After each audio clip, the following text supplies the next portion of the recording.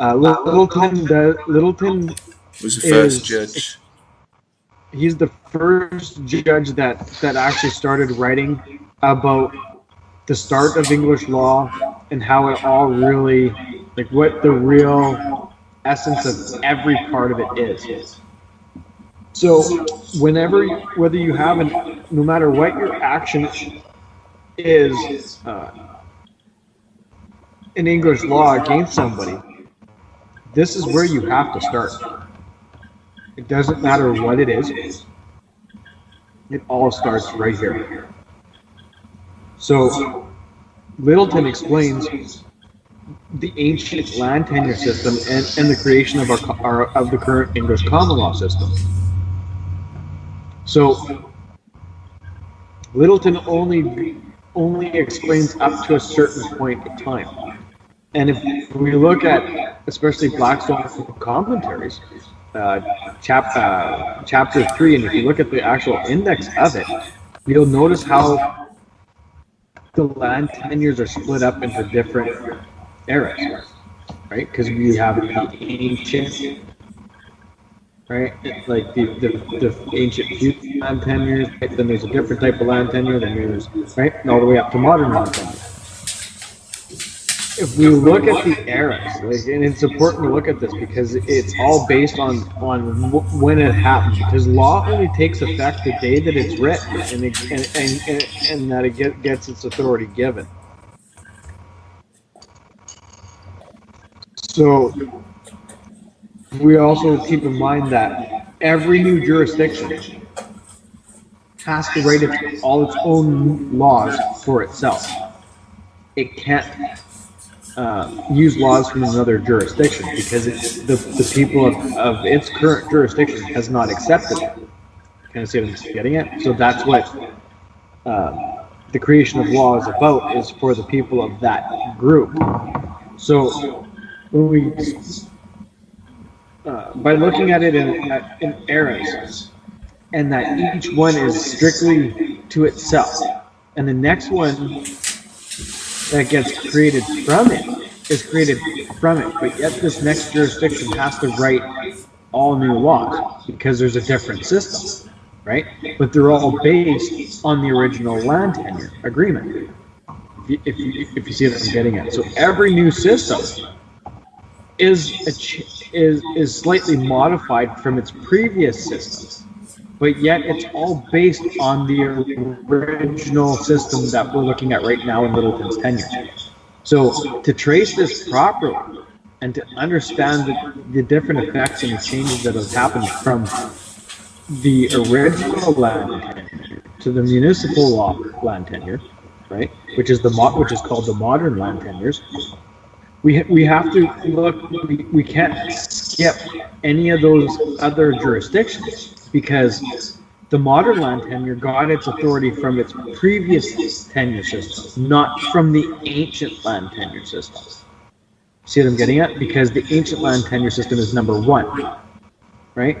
So the modern land tenure system is number 4. So number 4 got its power from number 3. Number 3 gets its power from number 2. Number 2 gets its authority from this, number 1. Right? But they all have to conform to this land tenure common law deal. And that's why you'll notice the different use jurisdictions that are created and the limitations of them. So the biggest thing that we have to understand here is that we got to find what the base foundation rules were, because the very original document gives it its foundation. If it's not in that documentation, none of the use jurisdictions from then on have that authority until that monarchy creates a statute to give it that authority. So that's why we have to follow these in areas of law within the era, not follow every single year. So we can look at the eras of the land tenures to tell us where we have to jump to next. So once we have this information from Littleton, which is the original land tenure, when we once we get to the end of this, you guys will understand how I know that Coke is the next one in line. And then from there, we have Blackstone, right? And then from Blackstone, we have our current modern scholars, which is like Cruz and stuff like that. So by us following the land tenure in each jurisdiction tells you what authority they have and what authority they've assumed to have. And that's a huge difference here in English law because they've almost assumed everything. So what I'm about to show you guys is how we start with the original area of law and move forward from there. So I guess if you want, do you guys have any questions about that before we actually get into this now? No, it's juicy. Sounds good. Nah, I'm good. Okay, so I guess if you want to start recording now, you can.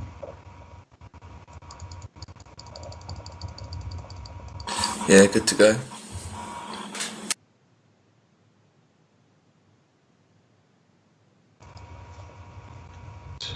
We're going to go over how to find an area of law and all the information. Can you pause your microphone? It's just cutting out a bit there. Can you pause your microphone, Justin? Or mute it?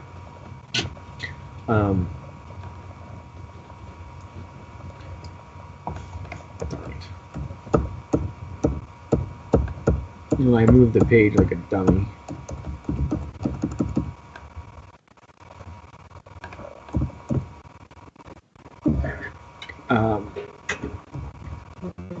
And I'm gonna. The easiest way to find what law applies to each individual, why it applies, and how to find the law in order to determine what and if there is an injury from that individual that you believe there may be an injury, because everybody is bound by a law, so they're bound by the laws of their jurisdiction. So we have to be able to trace what the law is that applies to them and how it applies and what rights you have over it. So if we start with the commentaries upon Littleton, we can see that it gives an actual diagram of the entire land tenure process and what it actually means.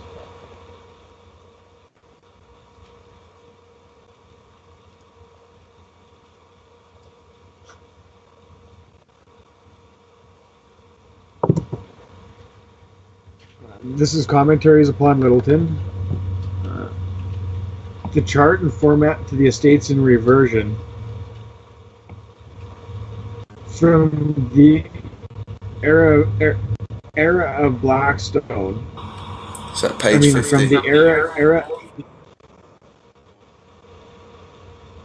What's that, Justin? I was just stating the page number, page 50. Yes, it's on page. Part 1, volume 1, isn't it? Yes, this is in volume 1 where it gives all the charts of the different areas. This is the base chart. This is the very first chart that when you actually follow it, it will show, it actually shows everything. That's going to be too big now. So if we start at the very beginning, we look at the tenures, the services which are, as it were, the bond between the lord and tenant, whereby land, right? Or other lords also of these tenements, which are spiritual and the temporal. Your Lord spiritual and temporal. They are two separate jurisdictions. Once you grant the land tenure, it's these two that the king and the Lord spiritual and temporal hold them jointly together. So this is your one is the king or the monarchy or the sovereign keeps the lands in trust, actual assumed ownership. They keep the lands in trust and create a use. Hey, Mikey, why don't you pause your microphone for me or mute it until you're ready to talk? We're recording this for everybody.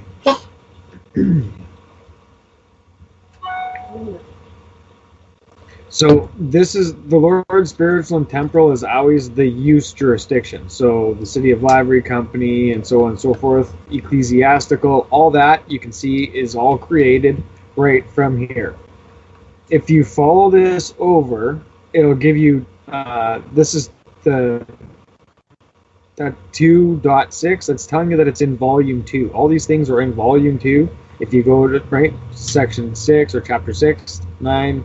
It'll give you more information to each one of these in more detail to this chart.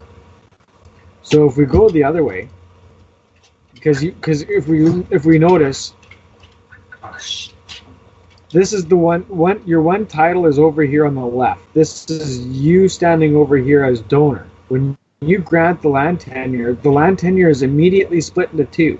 You have the assumed owners over here that are the trustee, like the donor, right? The king, right? And then it gets split in half again, right?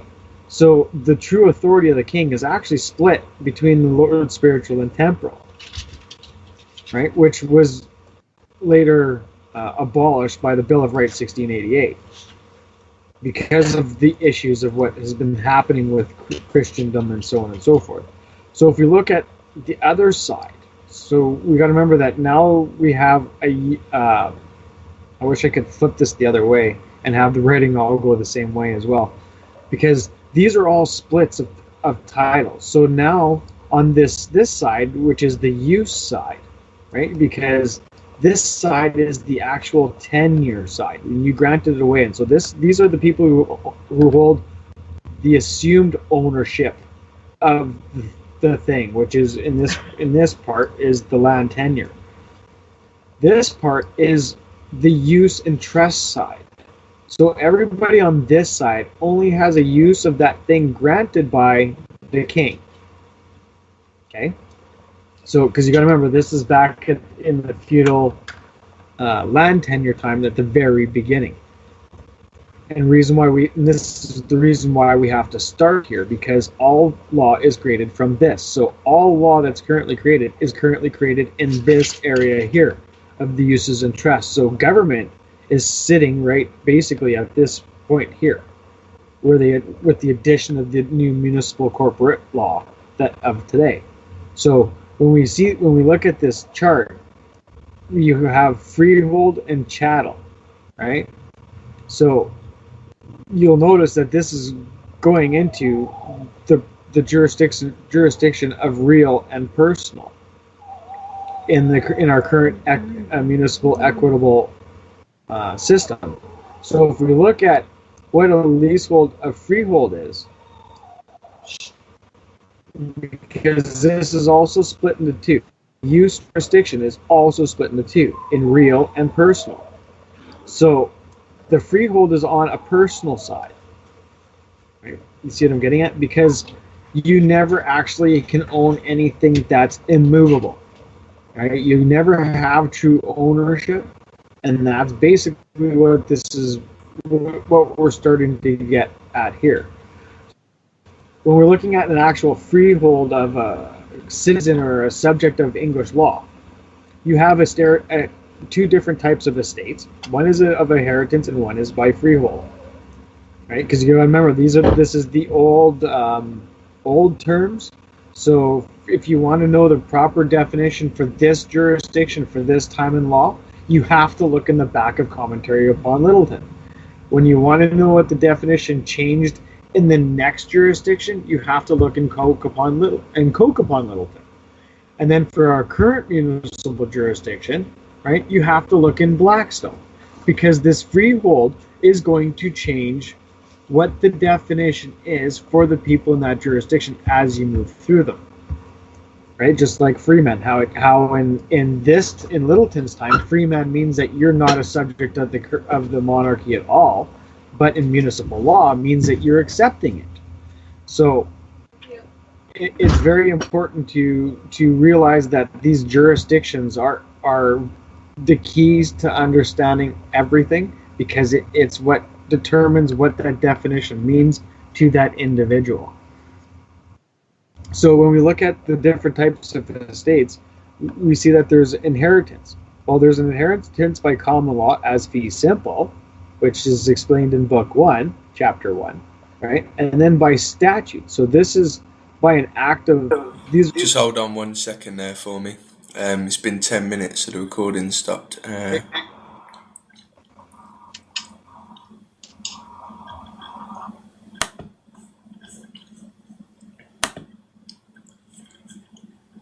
Yeah, alright, good to go. So as we can see, the inheritance part, by tracing it, this is taking us to a specific area that there's an inheritance for this type of action only, right? The next one, by freehold, is completely different, because and you can, once you start looking at the law in eras of time and what that word means in that jurisdiction for that era, we start realizing what tenant for life really is. That means fee simple and a citizen. So they can't own anything. So they don't have an inheritance because they're a corporate person, right? They hold an inheritance in trust for the donor, right? Because as soon as you grant this estate to the monarchy, you're now a trustee. So, and we're going to trace this law to show how it changed from you being third in line to fourth in line, and being completely having no privity of the trust and being the third party interloper. So when we look at this, we can see that he's talking about fee simple in Book 1. So I'm just going to jump to that real quick, because it's the very next page. And here's fee simple. So as you can see, here's another one for fee simple. And this one's not as big. It's just that right there. And when we look at this, what we actually see is the kinds of fee simple are absolute, all right, and they're obtained by, right, either purchase or descent or a suit. Oh, I'm getting feedback from you, Justin. And then when we look at the other types, then all of a sudden, wow, look at, now there's determinable upon a contingency. So when we actually look at when we actually start reading what fee simple is, right? He's actually, no, I'm sorry for moving it around so much, but as we can see here, he's quoting numbers. So this is going to be on that page, in this fee simple section, because everything that he's quoting, 1, 2, 3, these are all going to be quoted in the side notes in this fee simple chapter within this book. So if we were to jump to the first chapter, right, when we look at because he's talking about section 1 right off the hop here, the nature of the estate is in respect of the name, right, and the quality of the estate. So don't take, this is where the gurus are misinterpreting this, because they're using that word and how this is set up in the ancient land tenure times, and they're using the municipal law definition for it, and that's why it's not working. So it's basically the same thing that they did with freeman. Well, if they were in this jurisdiction, freeman would mean what they're talking about. But because they're in municipal jurisdiction, when they use this word, it does not mean this. So when you look at what the name is, right, it's the reason of the denomination. So when we look at what uses and trusts are, and what is conveyed, and how that has to be done in a form of a contract or deed or a charter to the one that's granted it, because you got to remember that this land tenure on the previous chart was a grant, right? So that's what they're talking about. And all English law, as soon as you get into it, assumes that because you granted it to the monarchy, that the monarchy is the assumed owner. So now the monarchy is the owner in everything that's written in English law. So you have to refute that assumption, right? And this is what giving you that proof to refute it. So this takes us right into a more defined area of law completely. And this is how you trace it. And it's done by these charts. Because in everything that you read in law, this is how you kind of have to picture it. Because when they're talking about it, even in Blackstone, you'll notice that he gives you, at the very beginning of the chapter, he'll start saying, and I'm going to break it into this, 1, 2, 3, or 8, and he's going to number them. Well, that's these same numbers, right? They just stopped doing these charts after Littleton, because Littleton's teaching the lawyers back in the 1400s. So this is for the judges and everything else to be able to understand and have quick ways to find the information, right?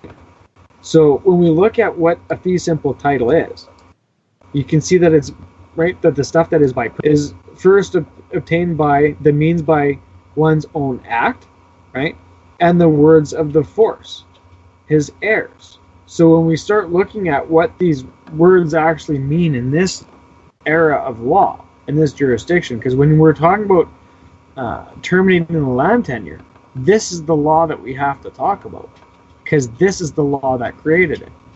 So when it's talking about indentures and denominations, those are your contracts. Those are agreements in law, because without you agreeing to something and it being on paper, and it has to be on paper. If it's not on paper, it's not law, and there is no agreement. So this allows us to be able to force the agreement to be shown, right? As long as we're showing that we're in the proper capacity to do it. If you're not in the capacity of the donor, you can't do any of these things. And that's what fee simple here is basically. When you follow this and read these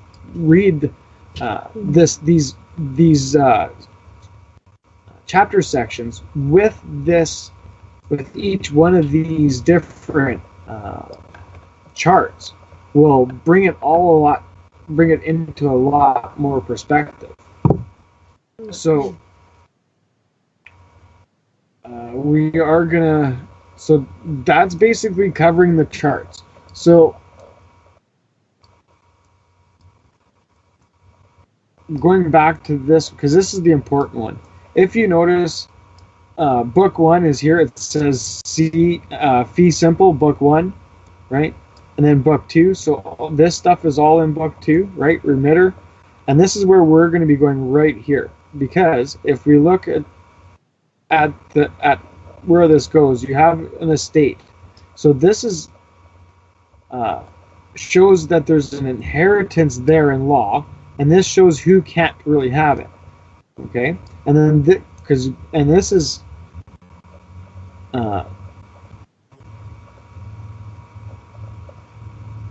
basically qualifications of the estate. This is different types of ownership with a use for a fee type of thing. And this is how to explain this, because he's saying that these are other accidents attending to. Because in English law, this is the actual land tenure is actually unlawful in every which way, shape, and form. It's only your acceptance that makes it legal.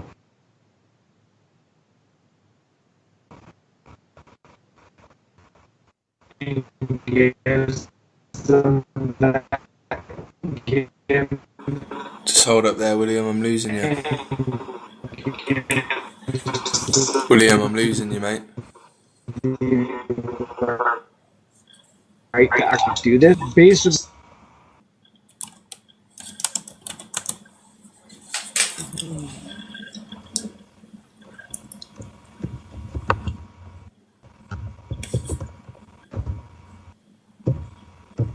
how is that now?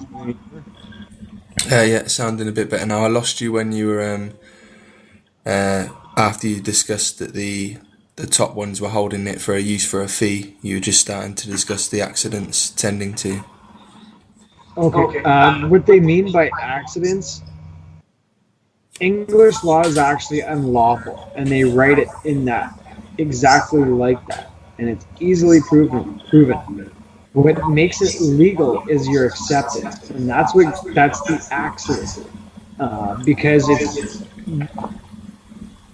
you doing it and you're just following along without even knowing what you're really following.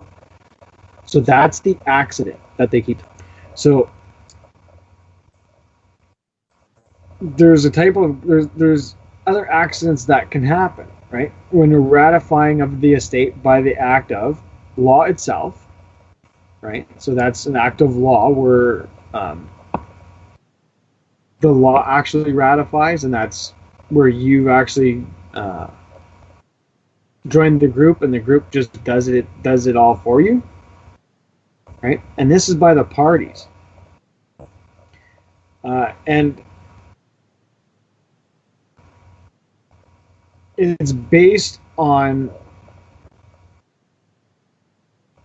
the possession and your capacity to hold that thing, right? So you can actually, because all law you can dissolve it. You can, because law is just an agreement. So all agreements can be changed and everything else. So that's why this can be done by the parties, because you chose to give it, so you actually have to choose to take it back. It's called a contingency. And it's intended by a right, which is the warranty that is talked about in the fee simple absolute. And it ends up coming by a way of remitter and warranty and release and confirmation. The remitter is the actual deed that you remit back, the document that you granted to give them that authority, and the warranty that is attached to it. The release and confirmation back in Littleton time is the same as today, except for we've added on a corporate person. So the releases and confirmation that are spoken in Littleton still apply today, even for the corporate person, and even more today, because it's going to get into the different rights and duties and what that person, what the corp. If you're holding a certain thing in a certain capacity, you'll have to get rid of that thing before you can get rid of the rights and duties and actions to that thing. In Littleton's time, it was you as A granted to be the monarchy, and the monarchy granted you a use of an estate. So you still had privity. You didn't have to give up anything because you were the next in line. You still had privity of estate because you were not more than 3 degrees away.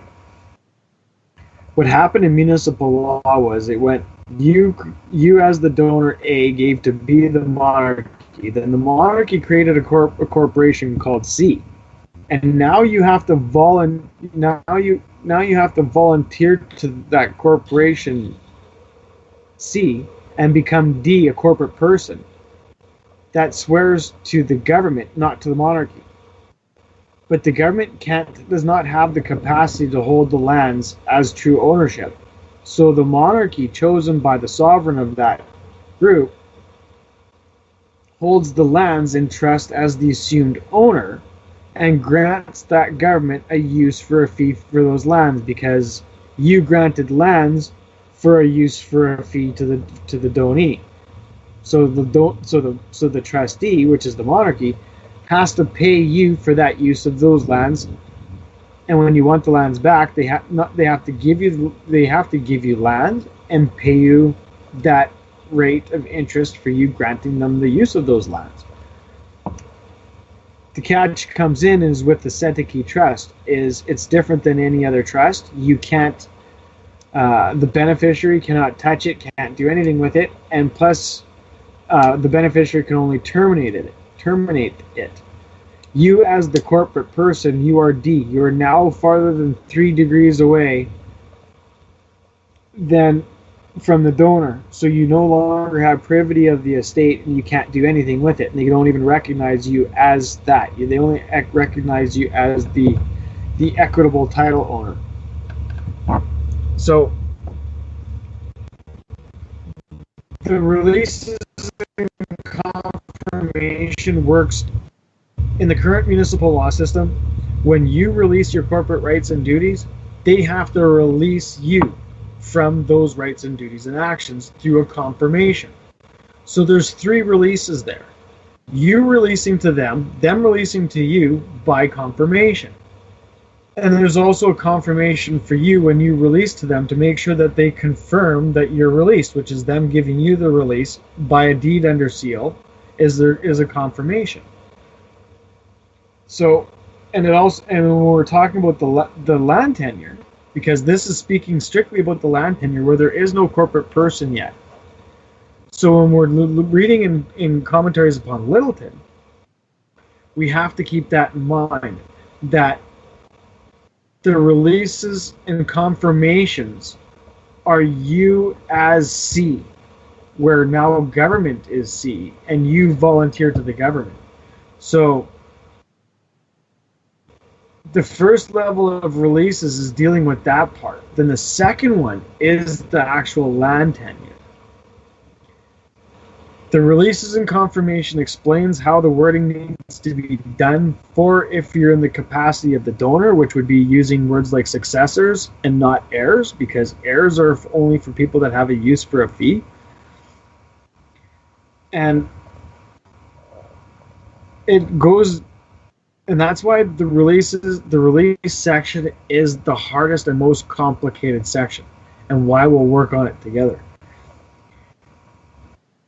Because it has so many different levels to it, it talks about so many different things, because we got to remember that when we're reading a commentary, when it's talking about releases, the scholar has to discuss everything in that area of law that comes into contact with release. So that's all the different jurisdictions, all the different capacities, and all the different situations that could come into play for that area of law.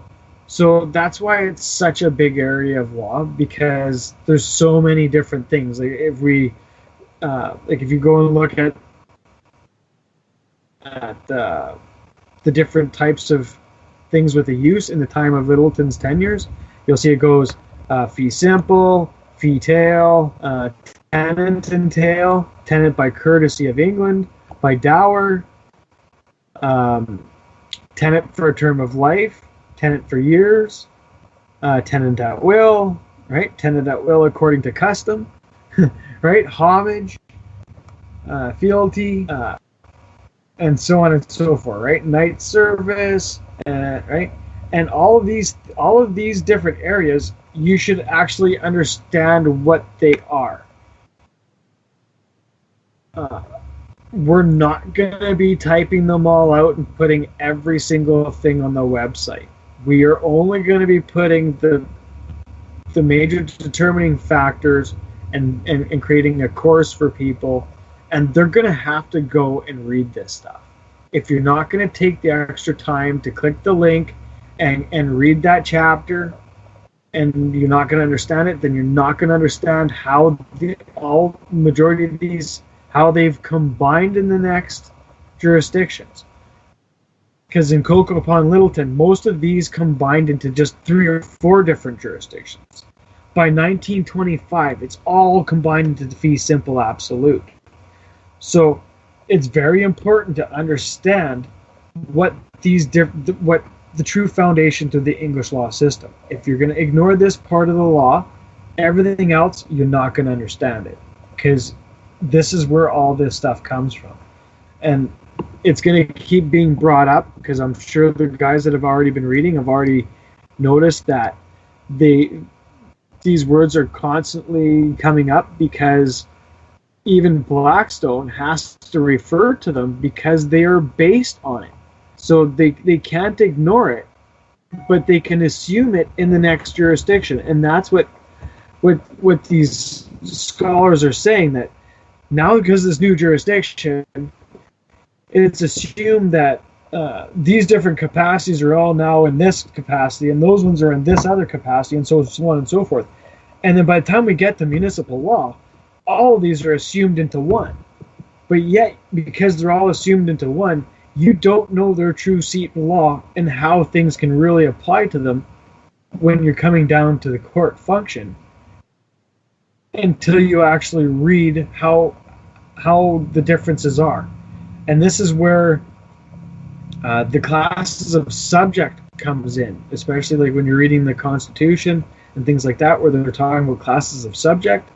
This is where that comes into play, because once you start dealing with this in the fashion that we are, all this comes into play. You might end up having to actually show that you know it and how it came into play, and how the person you're trying to take these lands from started off in the ancient land tenure system, and how they got put where they are, and what rights and duties they have, because they could never have anything more because they've never had anything more. You kind of see what I'm getting at? So if you have the entire history of the entire law, and it's never ever given them that authority, but then they're standing across from you saying that they have that right, how is that? You kind of see what I'm getting at? So that's basically what this is about, is you having the superior knowledge and law to show that these people have to do what you say and when you say it, because that's what the law says, and they agreed to their law. And this is everybody's law in English law. So that's that part. Does anybody have any questions? No. Okay. No, So now we're just going to jump right into the release, because I've already went through the chart of release. I've already taken the exact page number, and I've pretty much taken screenshots of the very first page of each one, and some of them are just a paragraph, so it'll be the screenshot of the whole thing. But don't expect that the screenshot is the whole thing. I would suggest everybody read everything that is listed. I'm gonna because this is not in the proper project. I will break this up. This will be one task. this will be another task, and I'm going to designate you all to it. We'll all read each task. We'll do them one at a time because like this is only a few pages. We'll read it. When you're reading it, I want you to look at what would be the determining factors for that. What's the most important information that you would use in a courtroom to have it the least amount of information and the most amount of authority in it for what we're doing. And this is this release applies, like I said, it applies to all those different things. When you're releasing something, like releasing the corporate person to them, when they got to release it back to you, and this is also releasing your right to the monarchy to get your trust back, right? Because remember, we're talking about the municipal laws added on top of this, so we have to keep that in our mind frame at all time. Those three levels that we're dealing with, we have to prove what right we have as the donor to do that thing, what right they have, right? What are they required to do by law, and what right do they have over that thing, right? Because in English law, it's all their right over that thing because they actually don't own it. They're just a trustee of it. So everything in English law, what authority do you have to hold that? And always that thing we got to talk about. And that's why we do a land title search to find out what type of title the property has, because if it's already been removed from English law, we can't touch it in this estates of reversion because English law doesn't have, they've already lost their authority over it, so they can no longer grant exempt that land, because they even if they did, it wouldn't matter anyway. It'd be of no force or effect. So when we're looking, and I'm just going to go over this real quick with you guys, just so we'll have a understanding. So this is all from Commentary upon Littleton, Volume 2. Volume 1 explains gives all your different, and explains all different capacities in English, all of them. It's an amazing read. I suggest it to touch on it as much as you can. This release section, it's all in Volume 2, and it's giving you the exact PDF page to actually go to. Because if you notice,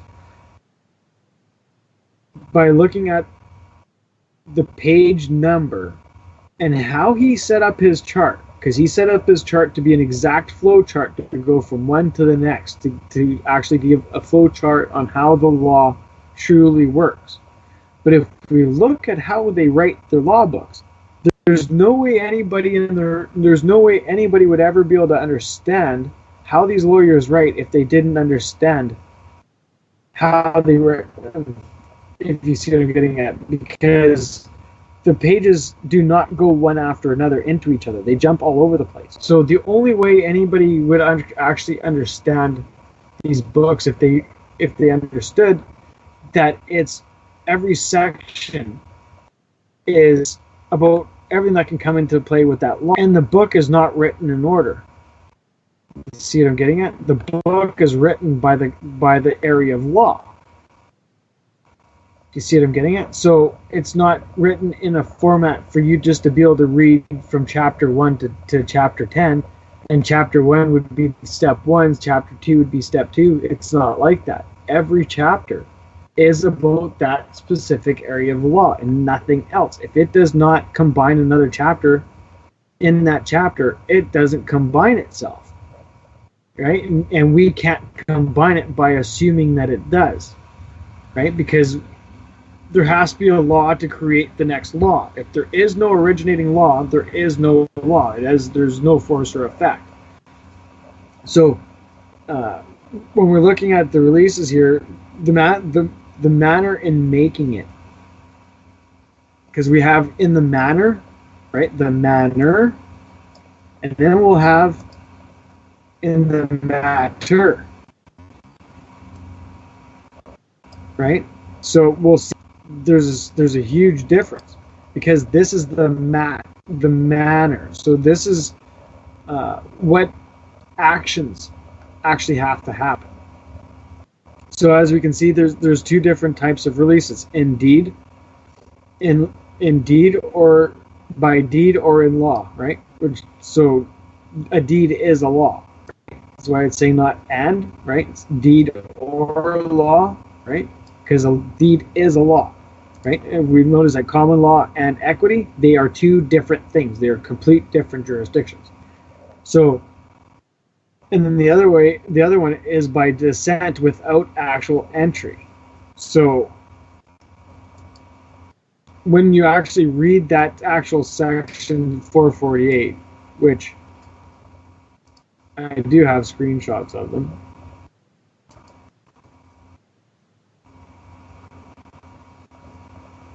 All right, so that's basically giving you the information that you require. It's going to be a little bit more than that on this one, but it's basically if you go through this in the same format that it is listed in this way, it will walk you through each one. So when we're looking at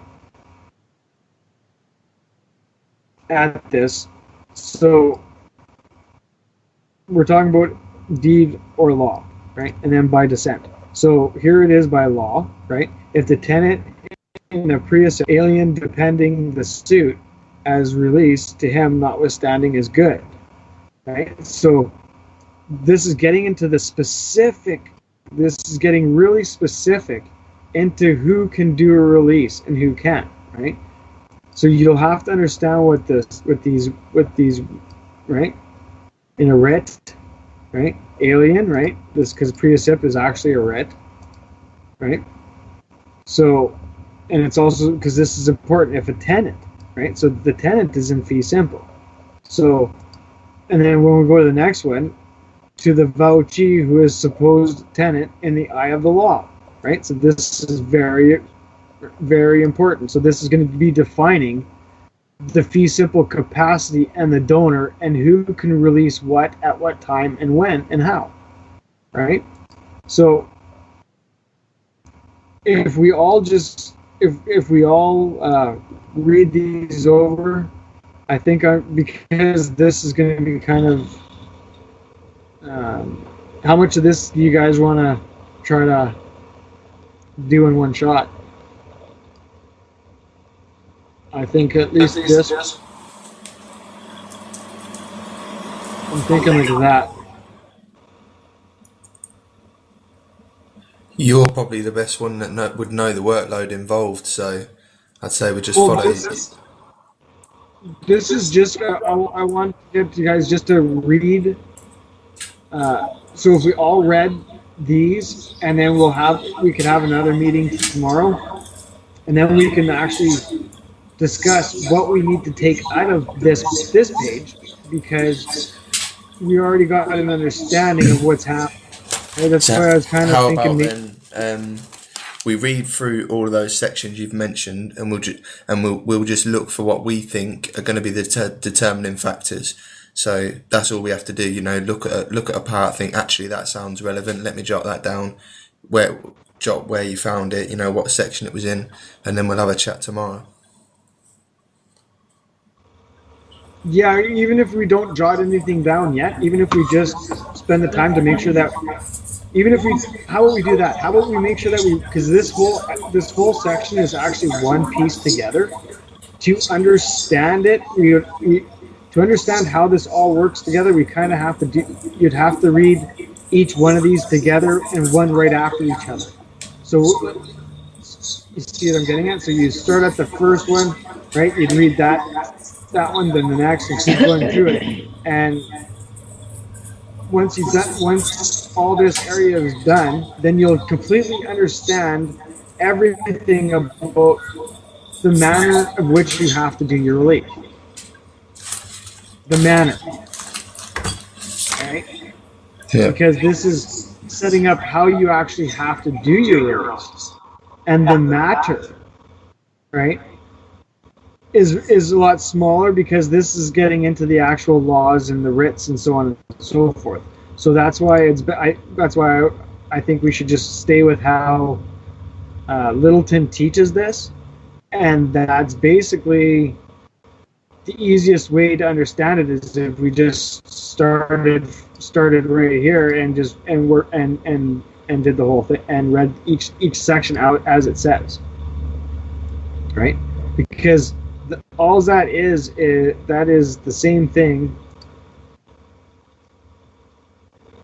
as the release page on commentaries upon Littleton, except for I just went and I translated it, right? So this is the actual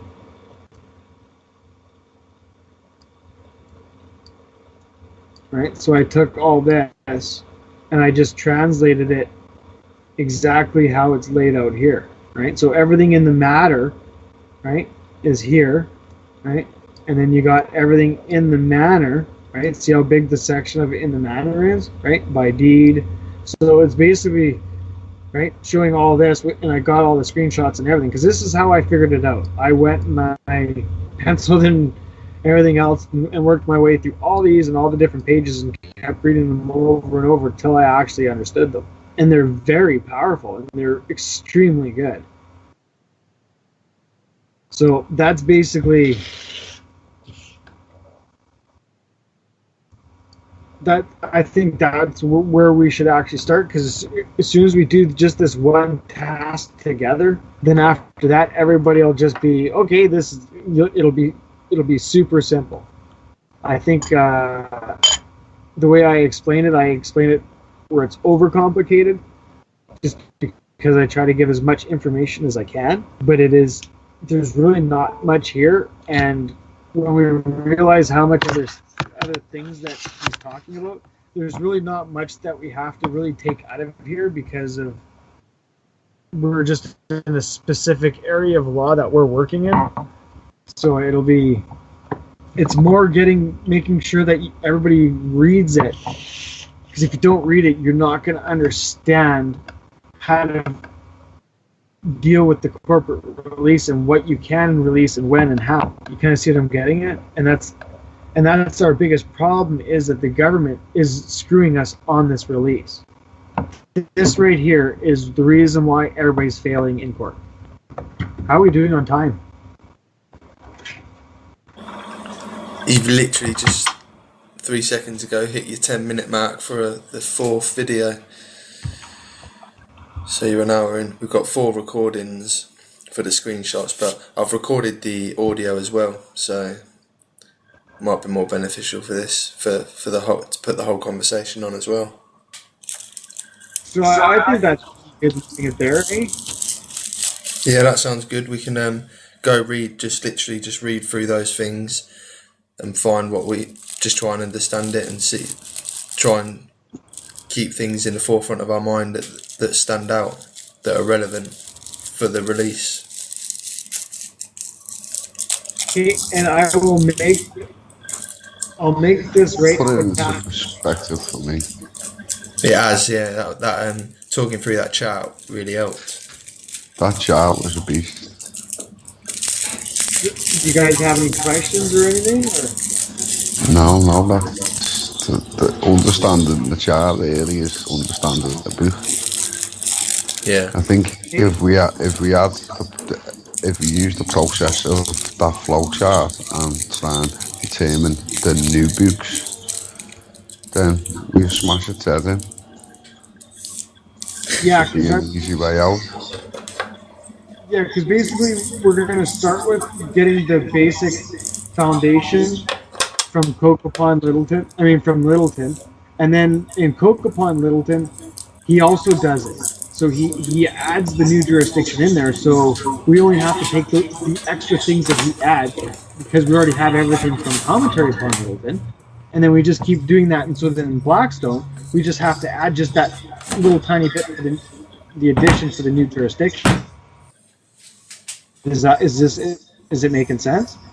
Yeah. So this way we're tracing the law from the start right till today, and they can't say that, hey, we had this authority. Well, I'm sorry, no, you've never had it. Right? Because that's basically the pissing match that we're getting into with the government, is that they're saying that they've always had this authority. Well, no, they don't have it, and they've never had it, right? So everything that we do, we're going to start in commentaries upon Littleton, and then it's Coke upon Littleton, and then Blackstone. So for the releases, we'll be doing all three of those. But the release is this is the hardest and most elaborate section. Everything else is going to be like 3 pages, like of the information that we're actually going to need. So this is Kevy says this for every chapter, but then when you find out about it, it's a lot more. And always games.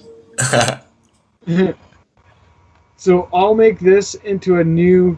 I'll put this into the new project, and I'll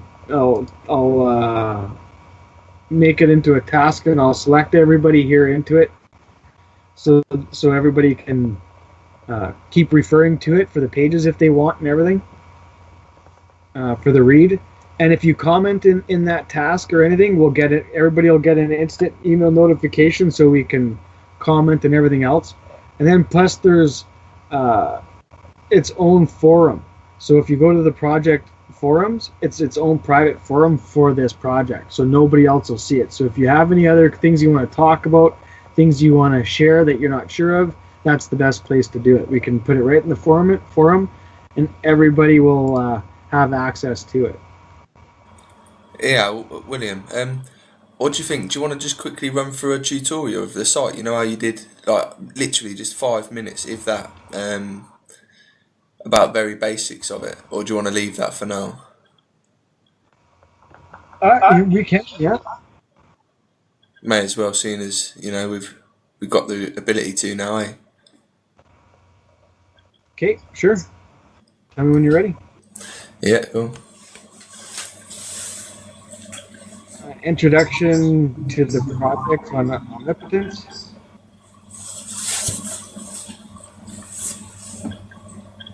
I should have said this first.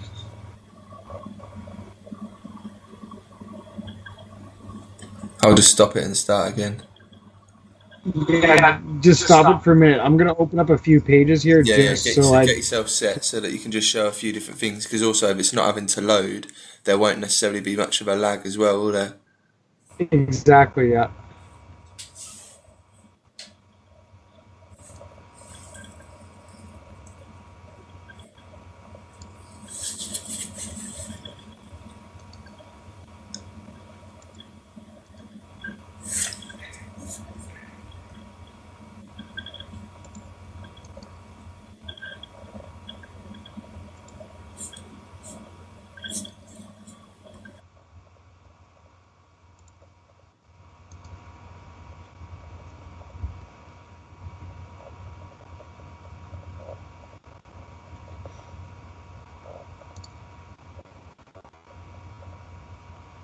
Okay, I think I got enough windows open now. Also, as well, just highlight the library as well. Mention, you know, near enough every book they're going to want if they go into the reversion and reversion sources, and the books are all there. Mention that as well. But yeah, start it now. Introduction on how to use the projects on omnipotence. And then I clicked on it again.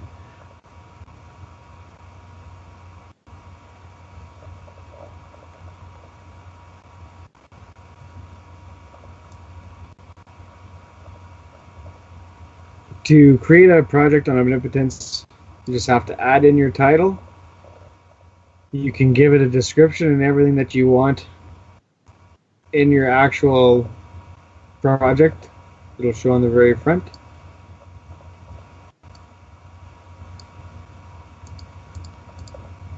You got to make sure it's published. Pick which category you want it in. You have to pick a start date and an end date. Everything that you do within your project has to be within these dates. It cannot be outside them. If you get past your deadline date of your project, you have to come back in here, edit it, and move your deadline date forward. Otherwise, your tasks and stuff will not work properly. Labels, these are for your different areas of your project. Global labels will show up on every part of the project, milestones, tasks, and so on and so forth. And then you can make your own individual labels and name them whatever you want. This would be for milestones, so if you wanted a complete label for on the milestones, you can have that, and so on and so forth. And there's a bunch of other different labels in here that you can, and it changes as you type it. And then you got your task labels, topic labels, directory labels, your notes, your files, your design labels, and you'll notice that it corresponds with everything that's in the project menu. You can also add an attachment so people can open up a specific attachment right on the very front of the project. You can add the details for the project that you want, and then you can pick your project color, your milestone colors, your task color, and your task list color, and your task colors. I'll show you more about that later. Then when we get to here, when you first create your project, it's going to say a default group. As soon as you get to this point, save your project, open it up again, and click edit, and then this will change to the name that you named your project. To add individuals to this project, you would click on it.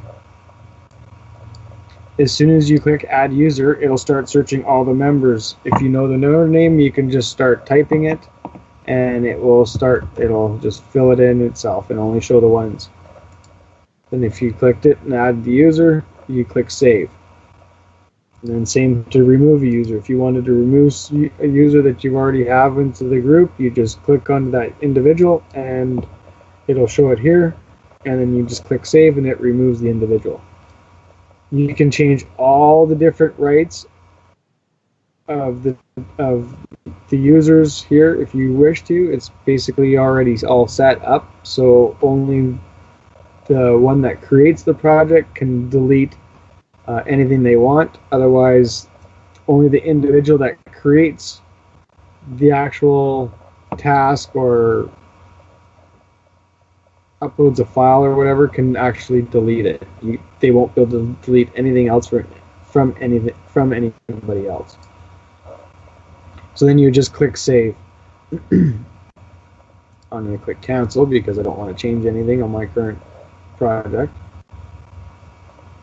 And make sure you always click cancel if you don't actually want to change anything. Just in case you did change something and you click save, then it would change your settings. So as you can see, this is the front page to your project. Anything that you would have been written in there would also show in here. I don't really have much. You can put pictures, whatever you want in there. Milestones are your categories for your tasks. Milestones are basically goals that you want to reach, and everything inside that, and all the things that you need to achieve inside that goal. It's all also done by dates. I'll just edit one here.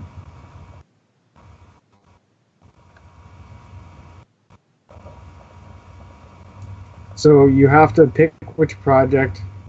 If you have a number of projects going at any one time, you can jump back and forth between the two at any time by using this. So you want to make sure that your proper project is selected. You want to put in the title of this milestone and a little description. You want to make sure that it's published. If it's not published, it's not going to show. And then you want to pick your start date of this milestone and when your deadline for it to end. And you can also add an attachment into it so anybody can download it at any time.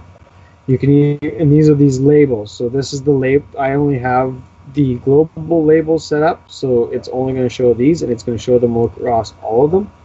If you had the milestones labels, they would show both. It would have the milestone labels that you picked plus these above it as well. For a task, tasks are the actual job that you want it done. So you just select it or create one. So I'll just edit this one just to show you.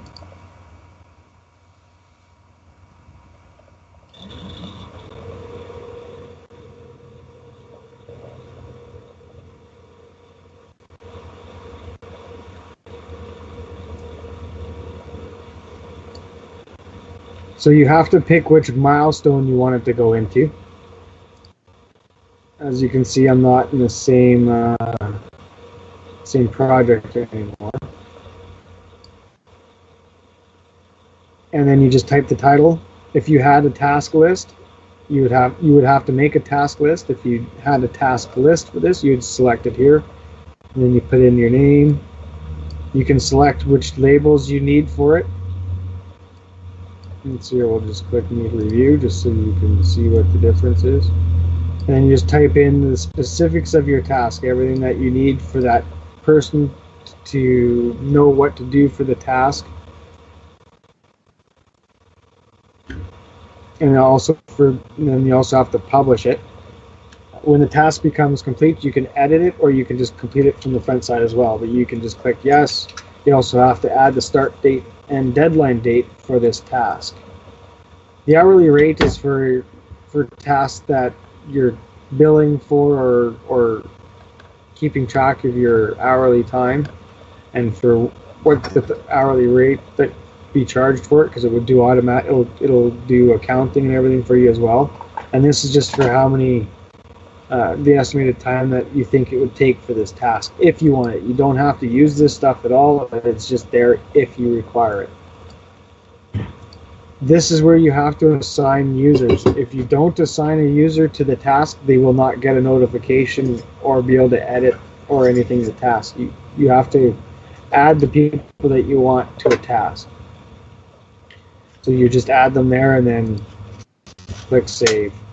Dependencies is if this task was dependent on another task being done first, you'd add that task here. So let's say this one would be the dependency, so you'd add it here.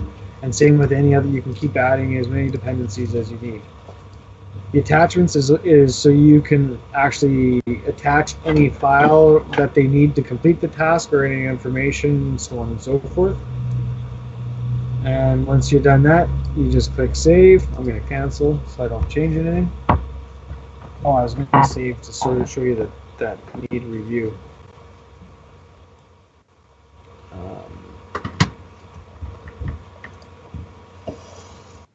You can also change your priority for your tasks here at any time. You can add the time. Because I created it, I can trash it. If you didn't create it, this won't be visible. You'll only be allowed to edit it.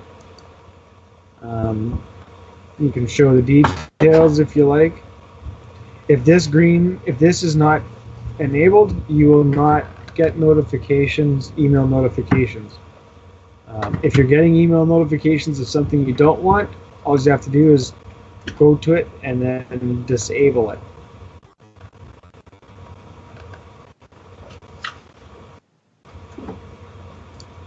Now we're going to go into the designs. That's in this tab here. I have no designs in this one, but I do have one in another one. I think it's this one.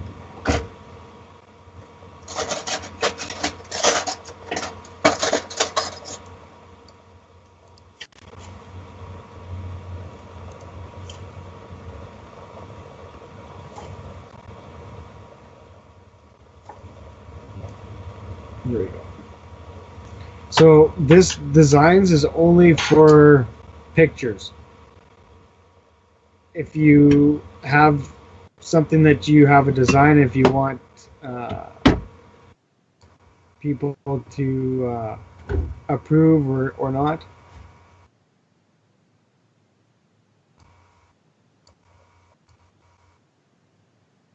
you can also approve it and decline it from the very front. So you can just, well, it's going to change it to approve now.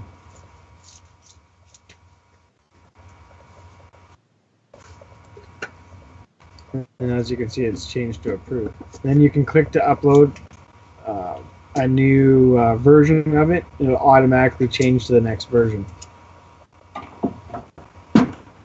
So this is handy for things that you want people's information on, input on. The repository, there's no files in my current project. Another one, there'll be lots.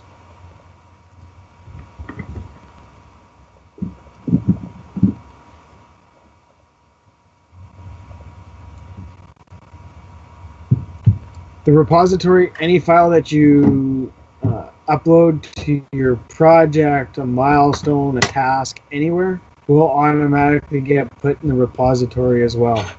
As you can see, the labels follow everywhere, so they will pop up, and anybody can download it. You just have to click on it, and you can download it. And you can also upload as well. You can add new files. This is because it's the repository. It's pretty much any file type.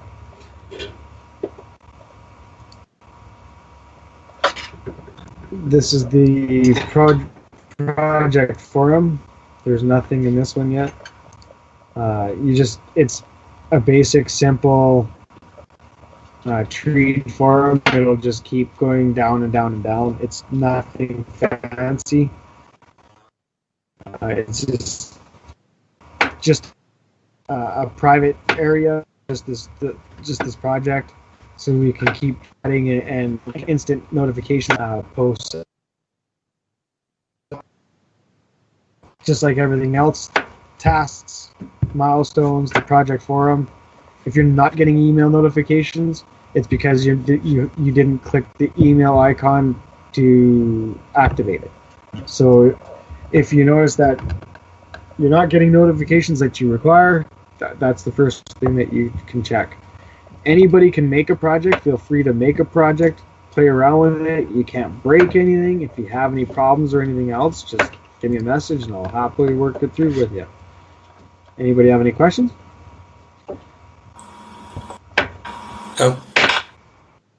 No. Okay, you can shut that thing off now.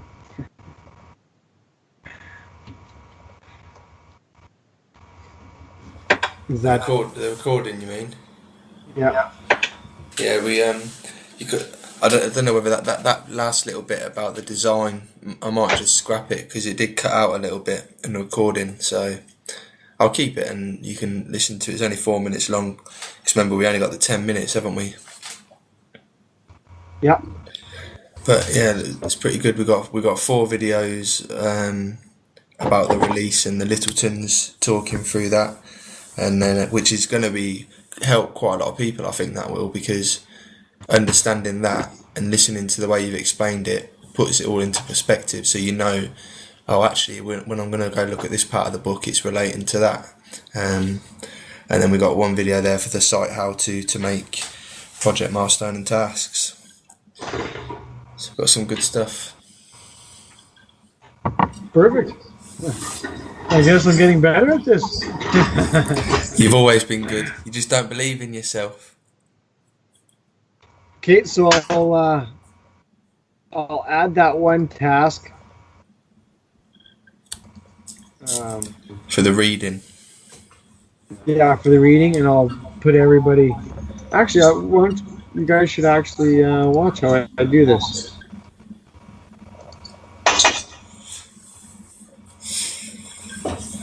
Because it'll help.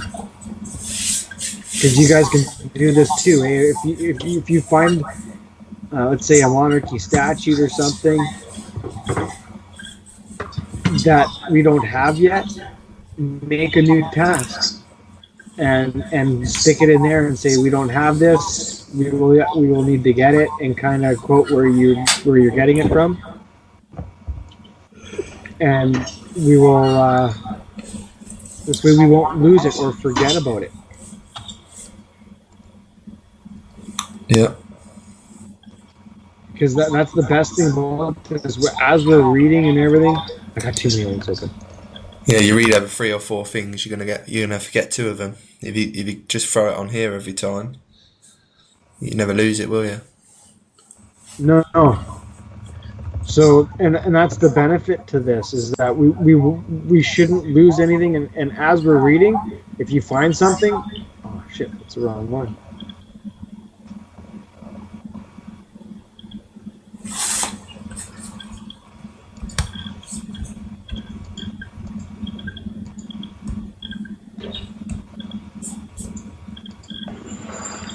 You haven't lost it, have you?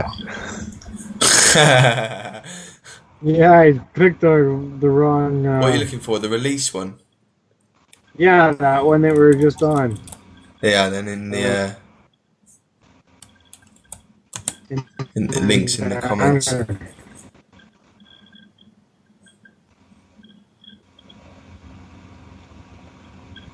Just in the comments of the chat.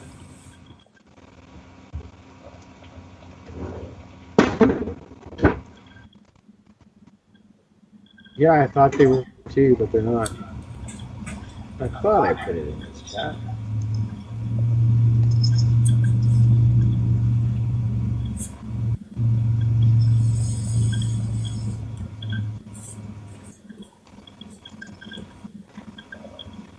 Oh, you put it in the chat.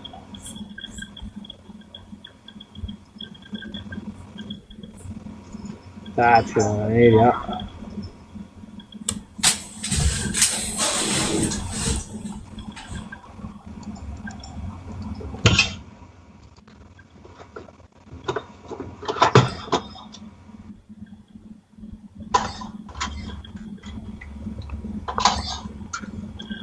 Because you'll notice that the wording is sometimes very slightly different, and it, right, like the manner and the matter, right? It's kind of it's easy to miss, eh? Yeah. So you just copy and paste it in there. It's also easy to know that to not think that it holds any relevance at all. Yeah, so I'll make it, what, 2 days? We should all be able to read that in 2 days, eh? Yeah, I'm not gonna like read through it, and strain over it. I'm just gonna go through it, kind of look for bits that I think stand out, really. Exactly. Yeah. Sorry. So it should. Yeah, I'm good with that. As long as we spend, at least a couple of hours looking through them, that'll be plenty.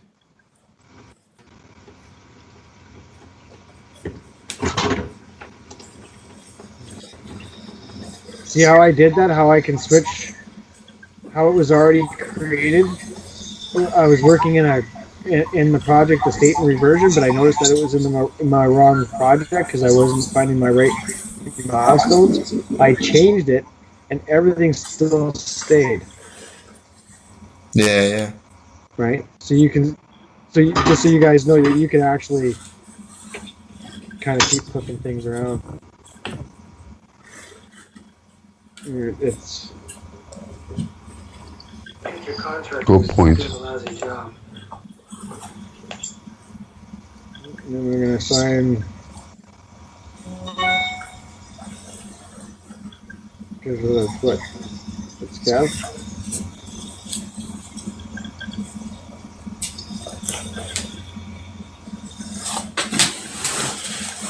Oh, I got to add Mikey to the project too. Okay, I'm going to add Mikey right after I'm done this, and I'll add him to it too. Is he still in the chat? In the call? Yeah, I told him to pause his microphone, so he's sitting there quiet. You can talk, Mike. Come on, jump in, buddy. Yeah, I'm here. I was just having dinner. Good man. I knew you were around. And then there you go. And then it's done. Right, assign. Make sure this is filled out properly. Pick your assigned users. There's no dependencies. Actually, what this first link was the.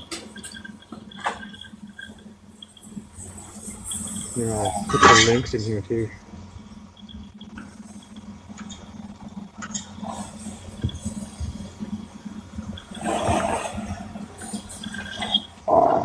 Okay, good, that worked.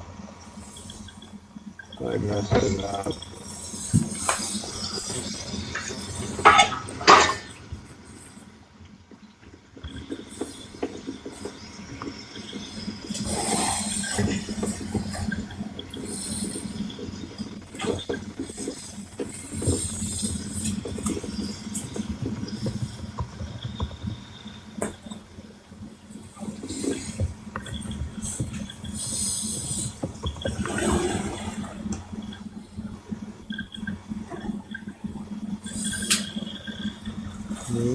Yeah, click save.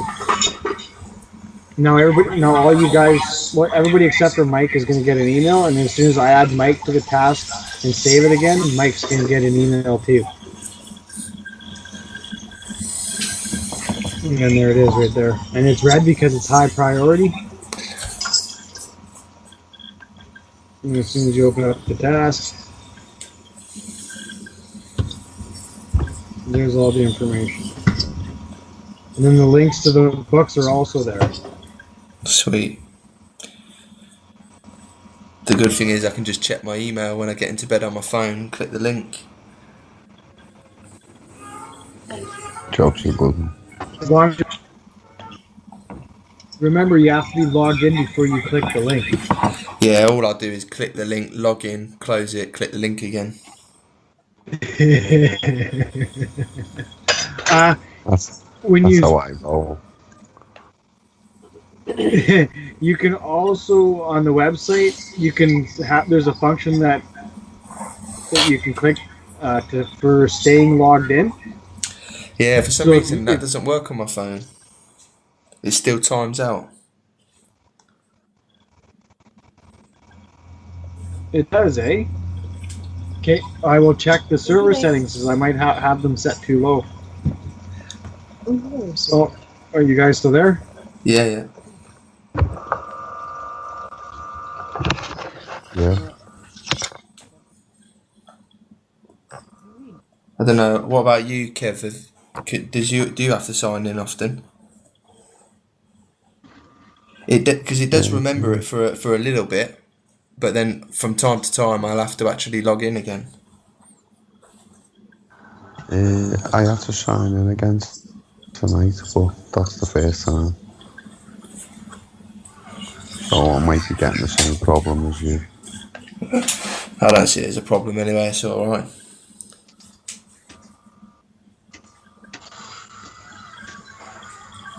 No, it's not a problem, Sam. Yeah. Keeps the riffraff out. I just need a minute, guys. I gotta go check the breaker.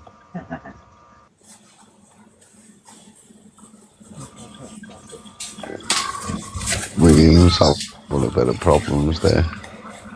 I think he used it as an excuse to go run and get a drink or something. Thinks he's earned a break or something. Yeah. It's on the CB radio. Yeah. That's about 10-4. Right, I'm gonna have to bail me tonight. Yeah, so this is all the time I've got free, so tell him I said good night when he comes back in. yeah, so I'll catch up tomorrow. yeah, alright mate. Speak to you in a bit. Alright, good night, Paul. Ta-ra. No, mate.